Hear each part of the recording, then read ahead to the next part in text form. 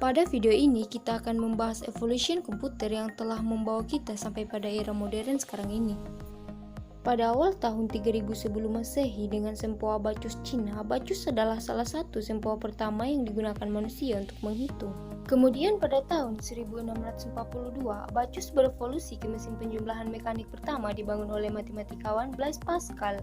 Kalkulator mekanik pertama diberi nama Pascalite. Ini menjadi tanda awal teknophobia yang muncul karena para matematikawan takut kehilangan pekerjaan mereka. Dari tahun 1600-an sampai awal 1700-an kita bertemu Gottfried Leibniz, dikenal karena kontribusinya terhadap matematika dan dianggap sebagai yang pertama dari sekian banyak ilmuwan komputer dunia. Terinspirasi oleh Pascal, Leibniz menciptakan mesin penghitungnya sendiri, mampu melakukan keempat operasi aritmatika.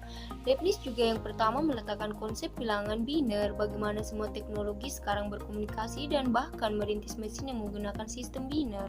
Dari penemuan Leibniz, kita belajar bagaimana menghitung aritmatika di dasar 10, dan berkembang cara yang tak terbatas, seperti oktal basis 8, heksadesimal basis 16 digunakan untuk mewakili warna, 256 yang digunakan untuk encoding ASCII, biner dengan basis 2 yang diwakili oleh angka 0 dan 1.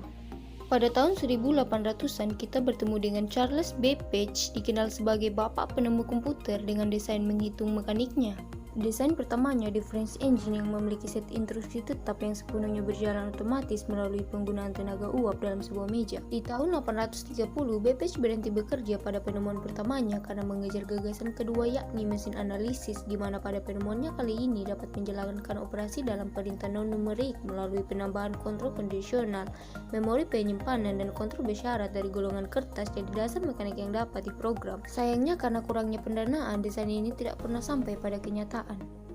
Di era yang sama, ada Loveridge, dianggap sebagai programmer pertama di dunia yang dikenal sebagai algoritma yang menghitung angka, Bernoulli. Dirancang untuk dapat bekerja sinkron dengan mesin Babbage, ada Loveridge menguraikan dasar-dasar pemrograman seperti analisis data, perulangan atau looping, dan penyelamatan memori. 10 tahun sebelum pergantian abad, bermula dari inspirasi Babbage, Hermann Hollerith merancang salah satu mesin elektromekanis yang pertama, disebut sebagai tabulator sensus. Mekanis ini akan membaca dan mencatat data sensus Amerika Serikat dari kartu yang dilubangi. Tabulator Hollerith menjadi sangat sukses sehingga mampu membangun perusahaannya sendiri. Perusahaannya ini dikenal sebagai IBM. Bagaimana mesin ini bekerja? Pada dasarnya sebuah gulungan kertas dimasukkan ke mesin listrik ini, di mana spin kertasnya dapat menghasilkan lubang pada kertas sebagai input. Mesin ini cikal bakal pertama dari keyboard yang sekarang kita kenal. Tahun 1800-an adalah periode di mana periode komputasi mulai berkembang dan mesin mulai digunakan untuk perhitungan. Dan di tahun 1900-an tempat kita mulai melihat potongan teka-teki yang merangkai penemuan baru. Pada tahun 1936,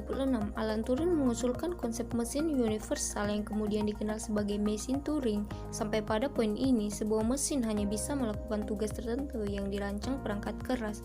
Konsep komputer modern ini dirasakan pada gagasan Turing. Pada tahun 1936, insinyur Jerman Konrad Zuse menemukan komputer terprogram pertama di dunia. Perangkat ini membaca penunjuk dari bit yang digunakan mesin dan merupakan komputer pertama yang menggunakan logika boolean. Logika boolean adalah logika yang menghasilkan output true atau false, atau logika yang berhubungan dengan binar 1 atau 0. Zuse kemudian menggunakan gulungan kertas untuk mengkodekan informasi di binar yang pada dasarnya sebagai penyimpanan data dan perangkat memori utama.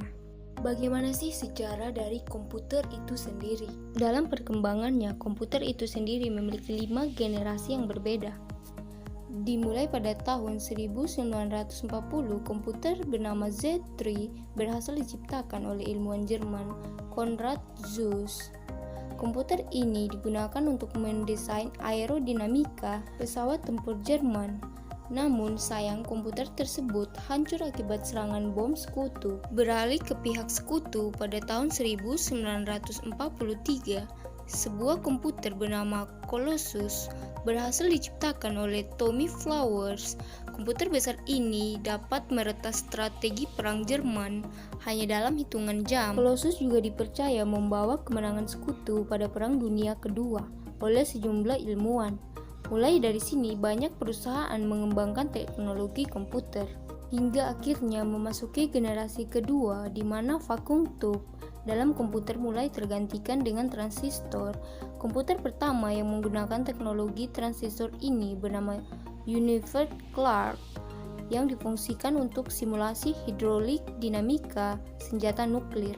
Namun seiring berjalannya waktu, penelitian menemukan kelemahan dari transistor, yakni dapat merusak komponen dalam komputer. Dan pada generasi ketiga terciptalah semikonduktor sebagai sebuah solusi yang dibuat oleh Robert Noyce. Komputer yang telah mengaplikasikan komponen ini disebut juga sebagai mini komputer karena ukurannya yang jauh lebih kecil dibandingkan komputer dari generasi sebelumnya. Pada generasi keempat, ilmuwan terus mengembangkan komputer hingga terciptalah sebuah komponen yang bernama Very Large Scale Integration atau VLSI, yang di dalamnya terdapat ratusan transistor. Komponen tersebut digunakan pada komputer sehingga membuat komponen lebih mudah diproduksi karena tidak melibatkan banyak komponen. Selain itu, harga komputer juga menjadi lebih terjangkau. Turunnya harga komputer yang drastis berhasil membuat penjualan komputer meningkat sangat pesat dari tahun ke tahun, hingga akhirnya pada tahun 1983 majalah Time menobatkan komputer sebuah hal yang paling berpengaruh pada masa itu. Memasuki generasi kelima, perkembangan komputer masih terus berlanjut. Hebatnya lagi, sekarang para ilmuwan sedang mencoba mengembangkan komputer yang dapat memiliki pikiran layaknya manusia. Dan mungkin komputer-komputer dalam film fiksi pun bisa terrealisasi dalam kehidupan kita nantinya. Itulah sejarah dari perkembangan komputer. Semoga informasinya bermanfaat. Sampai jumpa.